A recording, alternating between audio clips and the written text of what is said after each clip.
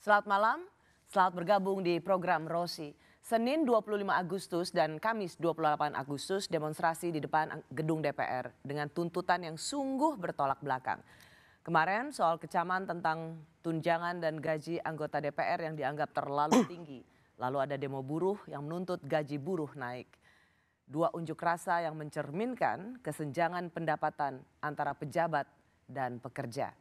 Malam ini saya mengundang dua anak muda, satu di parlemen, satu di luar parlemen.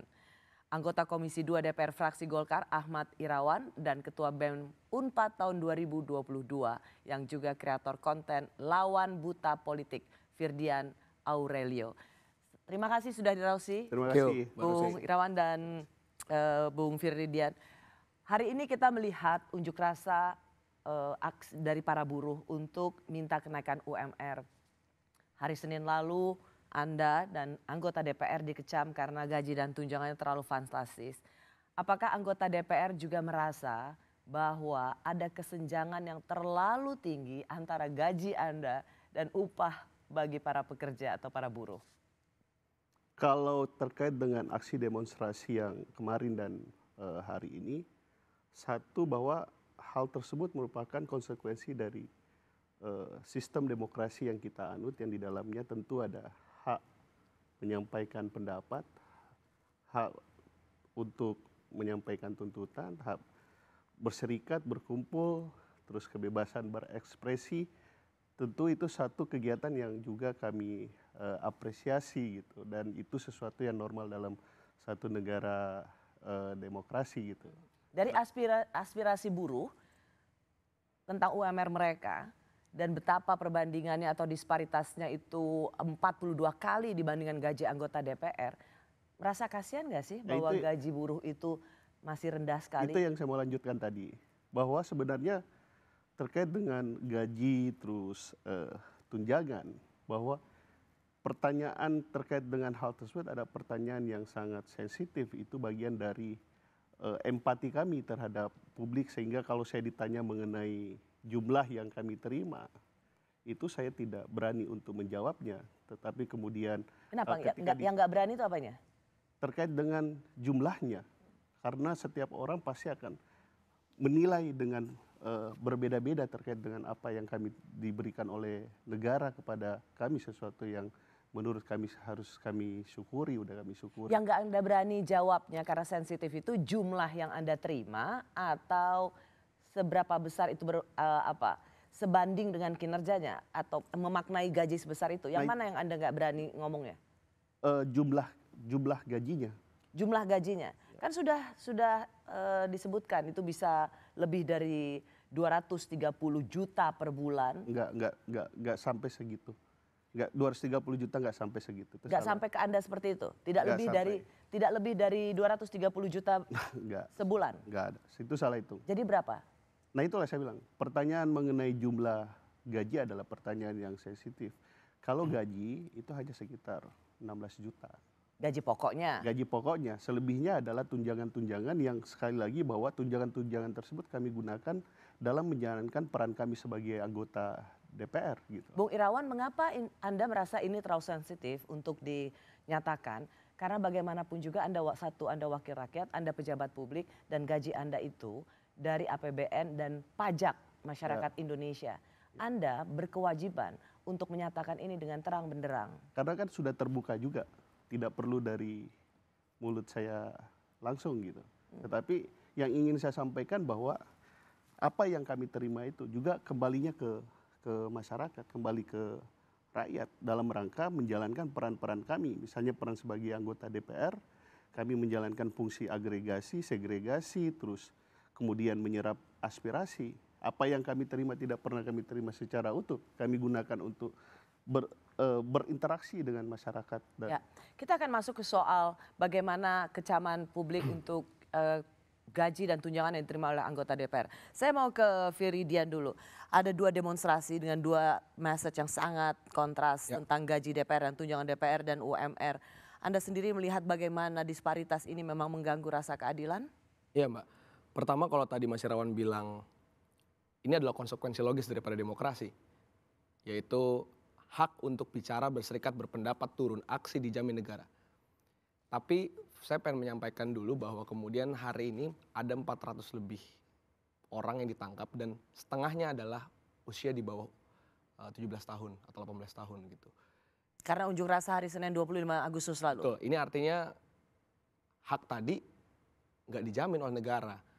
Padahal kemudian yang dituntut oleh teman-teman yang turun maupun yang tidak turun melalui media sosial misalnya berbicaranya adalah sesuatu yang juga menjadi hak kami untuk tahu. Tadi misalnya transparansi, Mbak.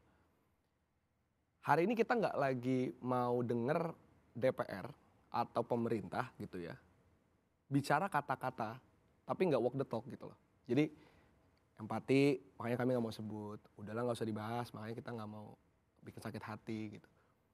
Ya faktanya kalau misalnya nggak mau bikin masyarakat sakit hati, ya jangan membuat tunjangan gaji fasilitas fantastis di tengah ekonomi begitu buruk, Mbak. Jadi Anda menggarisbawahi kalau tidak mau bikin masyarakat sakit hati, ya jangan dong nerima gaji dan tunjangan yang sangat fantastis itu. Betul, saya mau mencoba mention.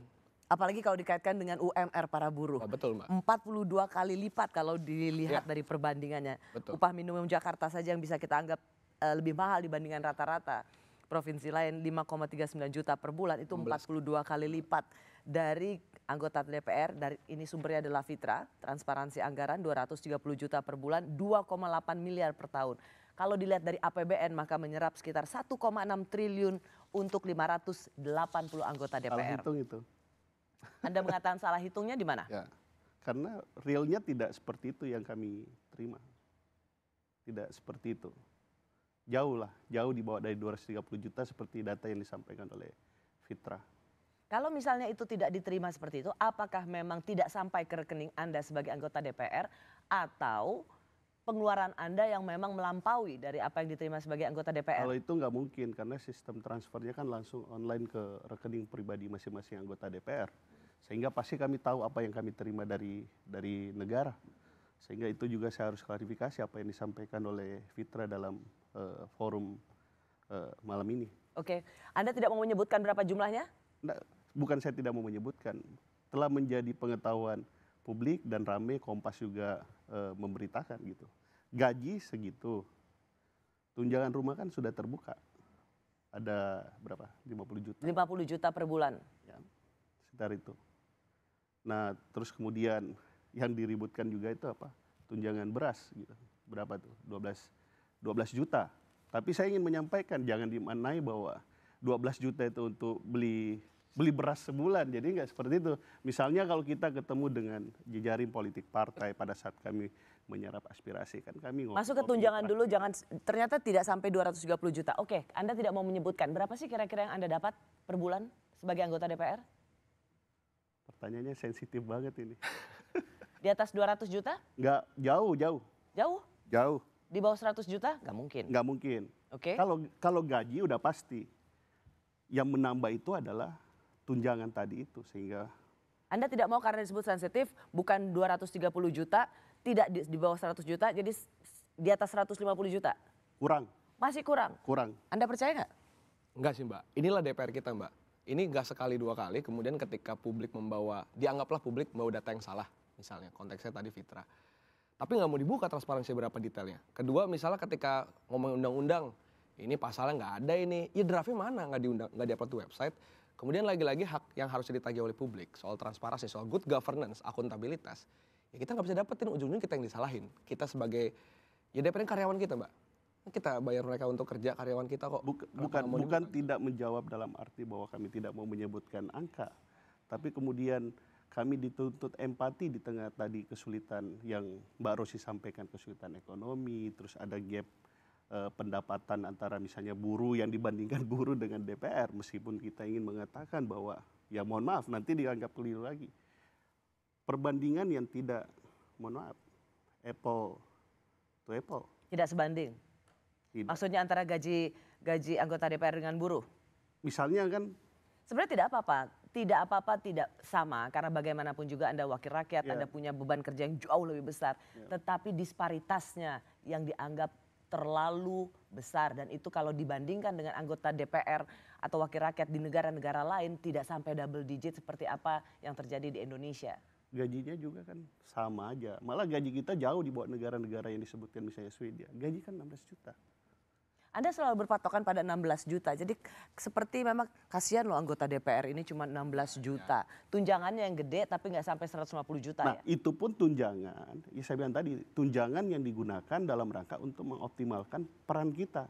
Peran sebagai anggota DPR gitu, dan juga peran kita sebagai anggota DPR yang memiliki dapil dan memiliki basis konstituensi. Saya kemudian yang menjadi problem gitu. Saya mungkin mencoba memakai logika DPR, katakanlah ya, warga sipil mencoba pakai logika DPR, di mana kami sama-sama tahu bahwa biaya politik mahal dan mungkin ada upaya tiap dewan untuk membalikan keuangan saat kampanye misalnya. Kemudian tunjangan-tunjangan kayak apa? Kehormatan. Apa itu tunjangan istri suami Rp420.000, betul ya? Tunjangan anak 160, uang sidang paket 2 juta, tunjangan jabatan 18 juta ketua, 15.600 wakil ketua, 9,7 anggota, tunjangan beras 12 juta, tunjangan kehormatan 6,9 untuk ketua, 6.450.000 untuk wakil ketua, 5,58 juta untuk anggota, tunjangan komunikasi 16 juta untuk wakil ketua juga, 15 juta untuk anggota. Jadi malah angka-angka itu aku malah bingung gitu, nggak sesuai dengan yang apa namanya yang ditransfer. Enggak. Jauh. Kurang dari 150 juta tapi di atas 100. Tetapi itu adalah gabungan antara gaji dan tunjangan yang juga kami gunakan untuk kepentingan kami dalam menjalankan peran kami sebagai anggota DPR. Saya mau masuk sih Mbak. Ya. Bagi saya kemudian, satu tadi kita bicara transparansi, kalau memang tadi misalnya Mas Irawan mengatakan banyak anggota dewan yang misalnya menggunakan tunjangan beras itu bukan buat dia, tapi misalnya buat masyarakat. Ya artinya nggak transparan apa yang beredar di media sosial gitu. Harusnya jelaskan aja, ini tunjangan buat ngerawat basis, misalnya konstituen gitu. Biar kemudian nggak usah tunjangan kehormatan, apa yang kemudian menjadi satu rasionalisasi gitu. Di tengah DPR-nya, misal dari 11 lembaga politik, sudah 10 urutan dari 11 gitu misalnya. Survei kepercayaan selalu paling rendah. Kedua bagi saya di luar transparansi Mbak, adalah mau kemudian sekarang detailnya apapun ya Mbak. Detailnya mau udah sampai detail sampai uang kasnya segala macam. Kalau saya tetap menolak hari ini DPR diberikan tunjangan besar. Kenapa Anda nolak? Karena performa DPR-nya yang belum baik. Nah itulah yang kami katakan bahwa penolakan publik atau diskursus publik, protes publik terhadap gaji dan tunjangan DPR itu tidak hanya mengenai soal nominal angka, tapi juga terkait dengan ekspektasinya terhadap kinerja DPR. Dan memang itu telah disadari oleh DPR. Bahwa salah satu tantangan terbesar kami adalah terkait dengan trust publik gitu. Itulah yang dibuat satu konsep di DPR. Kalau ada trust publik, seberapapun gaji DPR diberikan oleh negara, pasti masyarakat akan legowo. Persoalannya naik sedikit apapun diberikan kepada anggota DPR, masyarakat itu nggak percaya karena memang tidak ada trust. Itu yang tadi dimaksudkan oleh Firjian. Itulah yang kemudian saya mengatakan bahwa ada dua hal sebenarnya yang terjadi kaitannya dengan trust publik ini. Satu, bahwa memang publik tidak mengikuti day to day apa yang dilakukan oleh DPR karena semua aksesnya terbuka, misalnya rapat-rapat dan lain sebagainya. Yang kedua adalah memang a priori sejak awal bahwa memang DPR tidak bisa, lembaga yang tidak bisa dipercaya. Ya, kalau saya mau masuk gini sih Mbak. Pertama, kalau memang banyak anggota DPR RI menyadari bahwa hari ini banyak yang belum perform sehingga gaji naik, tunjangan naik itu dikritisi, maka bukan cuma cukup sadar, tapi dia perlu ada pembenahan sistem. Perlu apa? Pembenahan sistem. Sesederhana ya, misalnya. Ini kita misalnya bicara soal KPI yang clear, semakin perform. Ini saya ingat Mas. Kemarin misalnya saya baca datanya, tingkat kehadiran rapat paripurna, terus sampai 2025 ini 50%, paling tinggi 63%. Dikatakan, oh ya enggak, kita kan nggak rapat terus, kita kan di dapil segala macam. Itu jadi argumen yang nggak bisa kita Mas. Misalnya kalau misalnya kita kerja di mana-mana gitu ya, kehadiran rapat tuh jadi akan matters. Publik hari ini nggak bisa tahu juga ketika yang bilang kita kan ke dapil, apakah benar?